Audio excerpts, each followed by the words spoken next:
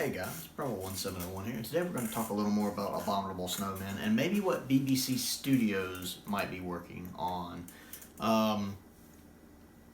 Because while we were expecting the announcement for Abominable Snowmen, we knew it was coming basically. I think most people thought that BBC Studios would be working on it. Kind of the A team of the two teams that animate. You know, the ones who did Faceless Ones and Evil of the Daleks. Instead of Big Finish Creative, which I consider to be the B team, the ones who did Fury from the Deep and Galaxy 4. And it made way more sense since, you figured they were leapfrogging each other. And you had BBC Studios finish up with Evil, which was great. And then we just had Galaxy 4 release with Big Finish Creative finishing it, which was still good. The animation is much improved over Fury's, while still not being as good as the stuff BBC Studios is doing. But it was fine. It fit the tone of the story. I enjoyed it. So it's really surprising when I got the announcement and when I was reading through the announcement for Abominable Snowmen and I was seeing the names like, Gary Russell and Chloe, and I'm like, wait a minute, that's the Big Finish Creative people. And then I see, animated Big Finish Creative. I'm like, wait, what? The B team has this one? Abominable Snowmen? I figure this is one of the big ones. One of the A-list tier stories. So I'm kind of surprised that, Big Finish Creative is getting it, especially since they just did one. And it makes me wonder, if they're doing this one so soon, what is BBC Studios working on? The A-list team. Because you figure the A team has got to be working on one of the top tier stories. You would think one of the top tier stories. And I'm going to be honest, while the outside shot, of course, would be Master Plan. That would be great for the 60th. I just figure with 12 episodes, they would really need a lot of time to do that. I mean, it took them 18 months just to do Evil of the Daleks, and that's 7 episodes. Whereas with this, we're talking 12 episodes, possibly 13 if they're having to do Mission of the Unknown as well. So pretty much, twice as much. That's at the outside, though. I don't actually think it's that. It's just that would be interesting. The one I think it is I think BBC Studios is working on Wheel in Space. Because multiple reasons. One, I think Wheel in Space will sell. I know it's a bit dull, or at least I've heard. I haven't actually listened or watched Wheel in Space, but what I hear from the fandom is it's kind of the weakest of the 60s Cyberman stories. It kind of plods along and is kind of dull in places. May have worked better as a 4-parter. But I don't think the mainstream casual audience is going to know that. I think it's going to sell because it's a Cyberman story, and I think the Cybermen sell. Plus, I think perhaps for some of the classic companions, it's Zoe's first story. I like Zoe a lot. She's one of my favorite companions because I like when the Doctor has an intelligent companion with him like her. One of the reasons I love Liz Shaw as well. So I think it will sell. Plus, at that point, that will be the final story we need to complete Season 5.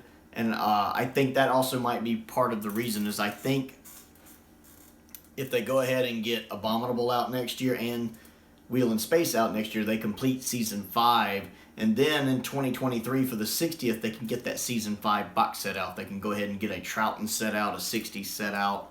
And that would be a great way to celebrate the 60th of Doctor Who. They wouldn't do it immediately, of course, probably toward the end of the year, toward the anniversary, perhaps.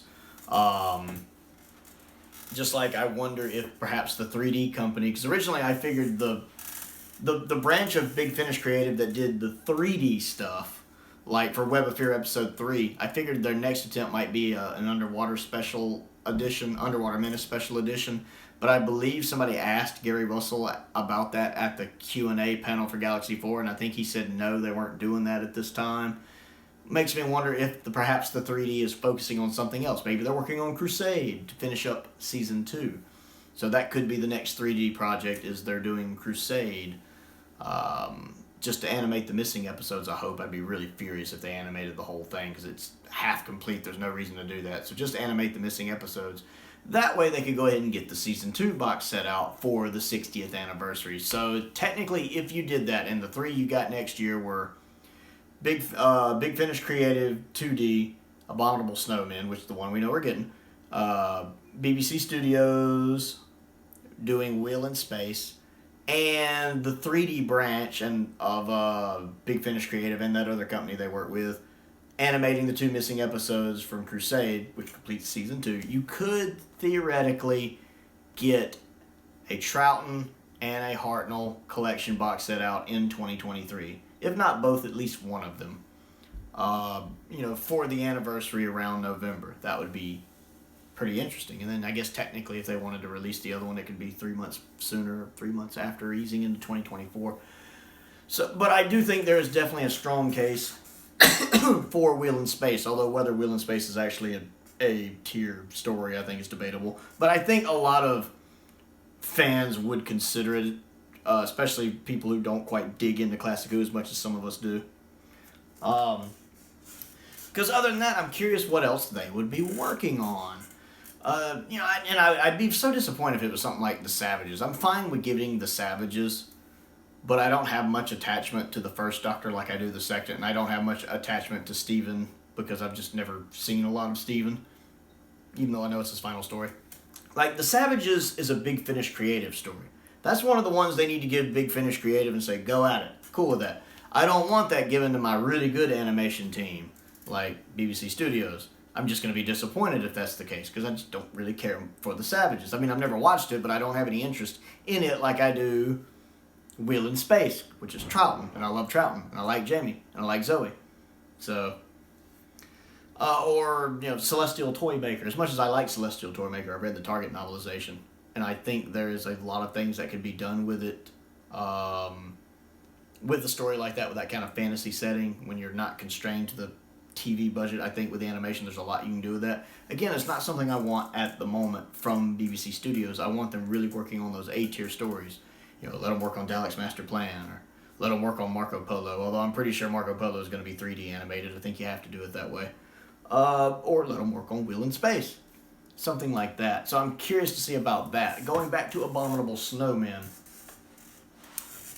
I am trying to figure out why the animation looks worse than the animation in Galaxy 4. That's what's boggling my mind. One of the problems I had with Fury from the Deep's animation, besides Troughton looking really off when he's in that 3/4 look, is the outlines of the characters are drawn really thick. Like this black outline that goes around them is drawn super thick. It's like instead of using a pen, they use like a highlighter and drew around them. The little borders of their skin is super thick. It's very distracting, very irritating in Fury from the Deep. It gives it this cartoony comic book look, which doesn't fit the tone of the story at all. One of the things I liked about Galaxy 4's animation is that's not present. The lines look normal. They look like a normal length like they do in any of the animations. I didn't find they didn't look super thick. They looked just fine. One of the reasons I like Galaxy 4's animation. But then, looking at the trailer for the Abominable Snowmen, the thick lines are back again. It's like the lines look super thick again. I'm like, why did they go back and do that? And I don't understand. I'm trying to figure out how far along they are on this animation as well. Because usually when we get a trailer for the animation, it's just a quick teaser. Like the crab legs for Macroterra, or the seaweed shooting up for Fury. or even Webs, Webs was different. We won't talk about that. Evils was really, really short. Even though it did have some drawing in it. It was that really short clip. And that was just right before it released, when they officially confirmed it. It's not normal for them to do a trailer like this where they actually show stuff from the episode and then show the snowman or the Yeti rolling the boulder away. Usually a teaser like this would have just been the Yeti rolling the boulder away. So I'm curious if they're further along in this. And again, why does the animation not look as refined as Galaxy's? Do they have 2 different teams at Big Finish Creative working on this? It doesn't make sense for them to have just released Galaxy 4 and already be this deep into Abominable Snowmen, because it couldn't have been that long since they completed Galaxy 4. My theory on this, I do have a theory, is I don't think it's multiple teams. And I have no proof of my theory. It's just a theory. I believe that they were working on Abominable Snowmen first. Because we got Evil of the Daleks and Abominable Snowmen. Rumors about them popped up right around the same time. Those are the only ones we heard about for a while. We figured that was the next 2 we were going to get. Evil of the Daleks, and Abominable Snowmen. More Second Doctor stories, because that's what we were getting. Suddenly, out of left field, we got Galaxy 4 announced. First Doctor story, Big Finish creative, didn't see that coming. And then we got it, and, Abominable Snowmen kind of sat on the back burner. And I have to wonder if work started on Abominable Snowmen, and then for some reason, something happened. Maybe they wanted to test the waters with a Hartnell story. They had them stop work on Abominable Snowmen. And I don't know if the scenes in the animated trailer are from the beginning of the story, the middle of the story, the end of the story. I'm curious, because if all of those scenes in the trailer are kind of early on in the story, that would probably prove that they had worked on the first few episodes of the story, and for some reason, they were told to stop and to start on Galaxy 4 instead, and then they kind of tweaked their animation and made it better. And now that they finished Galaxy 4, they're going back and finishing Abominable Snowmen. To me, that makes sense. Because, like, Fury from the Deep's animation, let's say Fury from the Deep's animation level is here. It's actually way lower. But let's say here for the sake of being in camera shot. And let's say Galaxy 4's animation level is here. Then, in my opinion, Fury from the Abominable Snowmen's, if they did them in order of Fury, Galaxy, Abominable, then Abominable should be above Galaxies. But it isn't. Like, for me, Abominables is between them. Like, here's Furies, here's Galaxies, here's Abominable Snowmen. It's somewhere in the middle. But it's better than Furies, especially movement-wise. The movement looks much cleaner than Furies. Much more like Galaxy 4's, because the movement in Galaxy 4 is much more refined. But, again, it doesn't look as good as Galaxy 4. It's still got those thick lines. Troughton's face still looks off. It looks like they're reusing a lot of assets from Fury from the Deep. Same thing with Victoria. And I never liked the assets for Victoria in Fury from the Deep either. It doesn't look like Deborah to me. She looks way better in Evil of the Daleks, which is BBC Studios. So I have to wonder if for some reason they were starting on Abominable, that got put on pause, and then they were told to do Galaxy 4, finish Galaxy 4, and they're going back and doing Abominable. Or they did Galaxy 4, and then, because they wanted to get a Troughton set out in 2023 for the 60th, they're having to rush Abominable Snowmen. They're like, okay, we need you to do Abominable Snowmen. It's got to come out next year. It needs to come out like early or mid next year so we have enough time to pass for people to buy it so we can get the box set out in 2023. Because they're going to want to have Abominable Snowmen as an individual release for several months to a year so it'll sell and they can get that money for it before they release it in a box set. So we need y'all to go ahead and rush and put this through. And the only way they could do it was to reuse a lot of assets from Fury, like Troughton and Jamie and Victoria. So they reused the Fury assets from that, although they have to do the coat for Troughton. The Yeti, you can just do one Yeti and then copy them since they all look the same. And I don't know how many characters are in Abominable Snowmen. I don't know if it's a heavy cast or not, so I don't know how many cast members you have to do for it. The Great Intelligence, I think it's just one person possessed. I don't really know. I've never seen the story. So I have a feeling they're reusing a lot of that style too, just to match and possibly get this one out quicker so they can go ahead and get the sales from it while BBC Studios works on Wheel in Space, which is what I theorize. That way they can get that Season 5 box set out. I do think now there's going to be a strong chance of Season 5 being Troughton's first set out.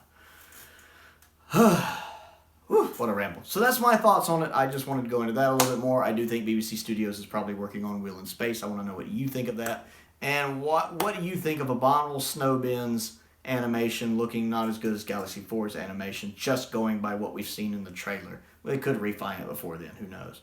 So, comment down below and let me know what you think. I always enjoy hearing from you guys. Other things to do, click the like button, click the subscribe button, click the bell for notifications so you never miss out on another video. I also have a Patreon. If you like what I do and would like to support what I do, there is a link to that down in the description below. I appreciate you checking that out. Most importantly, though, thank you for watching.